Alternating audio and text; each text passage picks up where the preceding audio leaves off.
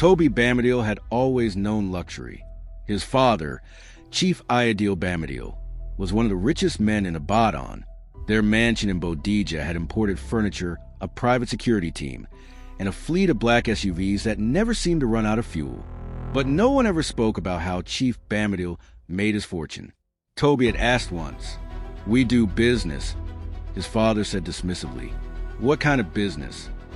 "The kind that feeds you," his father replied, his tone sharp. His mother, Ramilakan, an Igbo woman from Enugu, had warned him not to pry. "Some things are best left alone, Toby," she would say. "Your father's world is dangerous." Toby never understood what she meant until the night she was murdered. It was a cool Saturday evening. His mother had taken him to Dugby Market, buying books and stopping at a small Igbo restaurant for Nkwobi and palm wine. She had laughed more than usual, telling him about her childhood in Enugu and her dream of sending him abroad.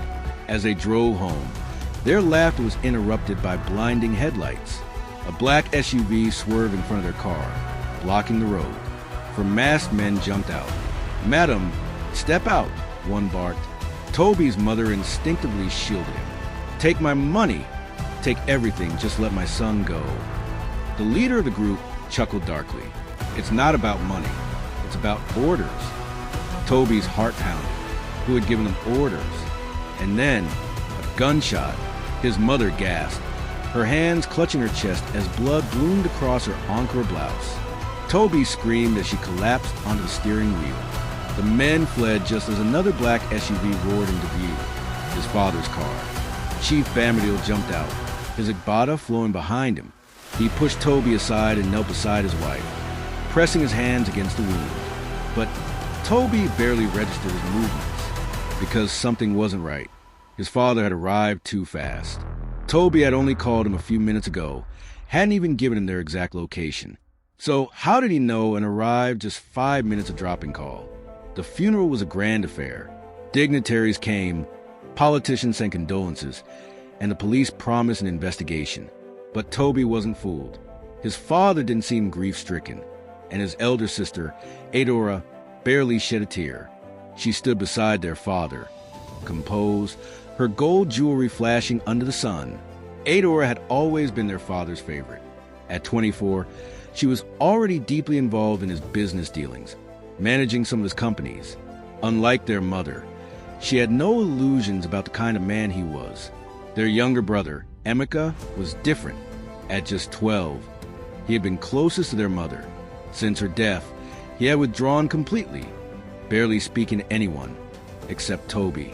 That night, after the funeral, Toby confronted his father. "How did you know where we were?" His father's eyes flickered. "What kind of question is that?" "I never told your location, but you arrived in minutes, almost like you were expecting it." His father's jaw tightened. "You're upset, Toby. Go to bed." Adora stepped forward, her voice cold. "Stop being ungrateful. Baba is protecting us." Toby looked at her in disbelief. "You knew?" She crossed her arms. "Mama wanted to take us away. She was making trouble for Baba. This is business." Toby felt sick. "Business? She was our mother." His father sighed. "Go to your room, Toby. You will understand in time." But Toby had already made up his mind. He would find the truth. For weeks, Toby searched for answers. Late at night, he sneaked into his father's study, going through files. One night, he found a locked drawer. Using a knife, he forced it open. Inside were old newspaper clippings. Business rival dies in mysterious car accident, 1989. Warehouse explosion kills 5. No survivors. Bank robbery mastermind escapes. Suspected ties to syndicate. His father's name was never mentioned, but every incident involved someone who had opposed him. Then he found a photograph. His father standing beside a man in military uniform. A man who looked eerily like the masked gunman who had shot his mother. His blood turned to ice. Toby confronted his father the next evening. Placing the photograph on the table, he asked, "Who is this?" His father barely glanced at it. "Where did you get that?" "So it's true," Toby whispered. "You had her killed." His father sighed. Your mother made a mistake. She thought I could just leave this world. But you don't just walk away. Toby's stomach churned. You're a criminal. His father's gaze hardened. I am a businessman, and you are my son. One day, you will understand. No, Toby said, shaking his head. I'll never be like you. Adora spoke up. You're being emotional. Toby, this is how the world works. Toby turned to her, his voice laced with disbelief.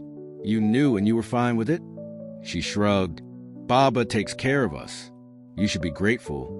Toby clenched his fists. He couldn't stay in this house anymore. That night, Toby packed a bag, took what cash he could find, and slipped out of the mansion. But he never made it past the gate. The guards grabbed him. The next morning, his father stood over him. I won't kill you, Toby, but you will learn obedience. He was locked in a room, watched day and night.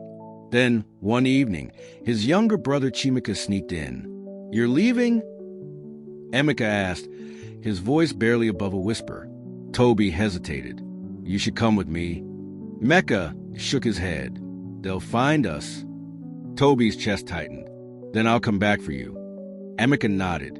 Later that night, an elderly servant, Mama Ifioma, helped Toby escape. He ran. He didn't stop running until he reached his uncle's house in Enugu. But the next morning, he received a call. His father's voice was calm, but there was an edge of steel. You're free, Toby, he said. But if you ever go to the police, I will kill Emeka. Toby's blood ran cold. You wouldn't. His father chuckled. Try me. And then the line went dead. For years, Toby stayed in the shadows. He built a new life in Abuja, gathering evidence, waiting for the right moment. But he never forgot Chimika.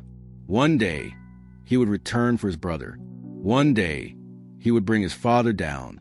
But not yet, not yet, to be continued.